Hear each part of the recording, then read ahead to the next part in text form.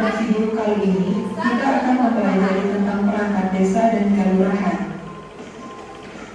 Struktur organisasi pemerintahan desa.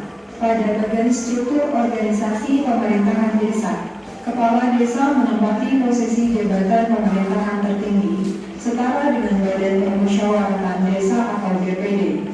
Di bawah kepala desa ada jabatan sekretaris desa yang membawahi beberapa kepala seksi atau kasih, seperti kasih tata usaha dan umum, kasih keuangan, dan kasih perencanaan. Lalu, kepala desa membawahi langsung beberapa kepala seksi atau kasih seperti kasih pemerintahan, kasih kesejahteraan, dan kasih pelayanan. Kepala desa juga membawahi langsung kepala dusun atau kadus, yaitu kadus 1, kadus 2, kadus 3, dan kadus 4. Struktur organisasi.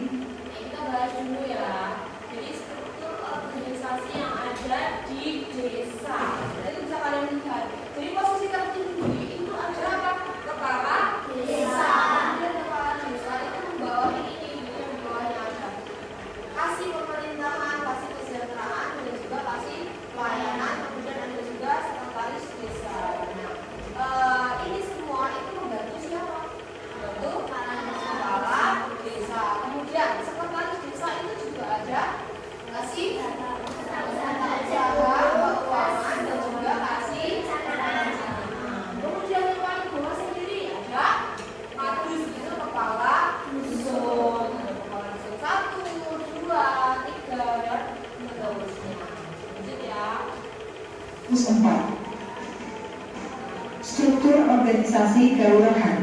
Pada bagian struktur organisasi kelurahan, lurah memegang jabatan pemerintahan tertinggi. Di bawah lurah ada jabatan sekretaris kelurahan yang setara dengan kelompok jabatan fungsional. Lurah juga membawahi 4 seksi atau bidang, yaitu seksi 1, seksi 2, seksi 3, dan seksi 4. Nah, jadi kalau jika lurahan itu jabatan tertinggi itu dipegang oleh siapa? Lurah. Kemudian dibantu juga kelompok jabatan fungsional dan juga sekretaris kelurahan. Dan lurah ini membawahi apa? Ada seksi 1, seksi 2, 3, dan 4. Sampai sini ada yang mau tanya? Lanjutkan ya. Perbedaan struktur organisasi pemerintahan desa dan kelurahan. 1. Kepala desa dipilih langsung oleh penduduk desa, sedangkan lurah diangkat oleh bupati atau wali kota. 2. Desa dipimpin oleh kepala desa, sedangkan kelurahan oleh lurah. 3.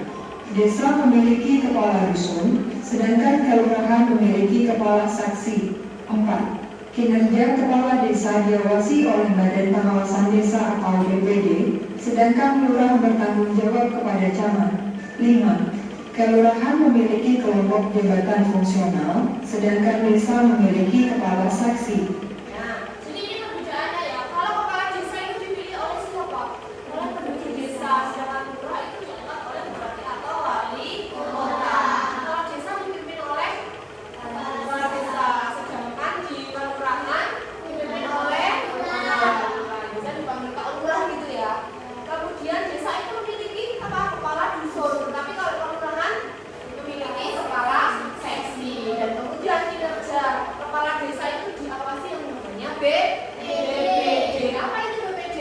Badan Pengawasan Desa. Kemudian kalau lurah bertanggung jawab pada siapa? Jadi orang di atasnya lagi, gitu ya.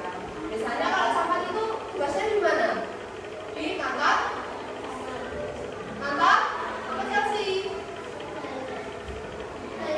Di kantor kecamatan.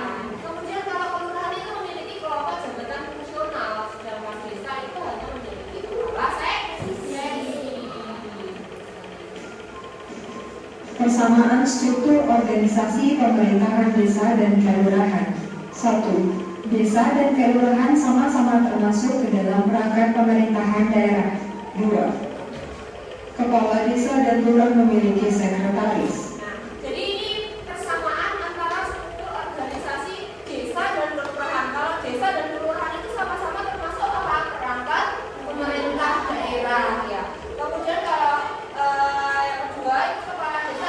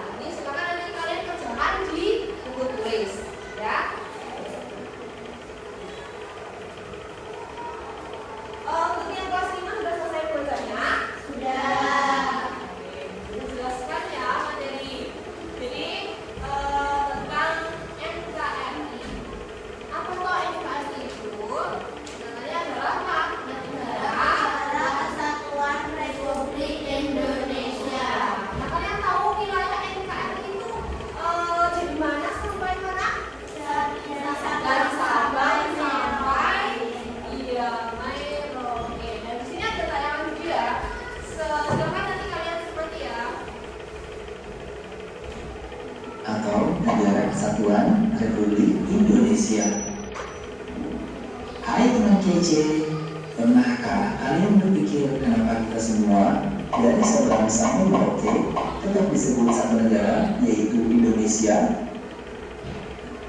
Kenapa Indonesia tidak hanya terdiri dari Pulau Jawa atau Pulau Sumatera saja, tapi banyak pulau lainnya? Menurut pasal 1 ayat 1 Undang-Undang Nomor 43 Tahun 2008 tentang Wilayah Negara, pengertian negara kesatuan Republik Indonesia yang selanjutnya disebut dengan negara adalah salah satu unsur yang merupakan satu kesatuan wilayah daratan. Perairan Negara Malaysia dan Singapura tidak dapat dimasukkan ke dalam NKRI karena negara penjajahnya adalah Inggris. Begitu juga Filipina, terkomunikasi dengan Amerika Serikat dan Indonesia yang merupakan bekas jajahan Portugal. Ialah jadi jelas ya kenapa batas wilayah Indonesia seperti yang kita punya sekarang. Nah, sekarang kenapa ya penting untuk paham hal ini? Ini pastinya karena kita adalah warga NKRI. Jadi, kita perlu tahu mana saja wilayah yang termasuk dalam negara kita. Selain itu, kita juga bisa menjelaskan pada teman kita dari luar negeri atau bahkan wisatawan mancanegara tentang wilayah negara kita sendiri. Wah, menarik ya penjelasannya, teman kece. Sekarang, yuk coba jawab pertanyaan-pertanyaan berikut. 1. Cek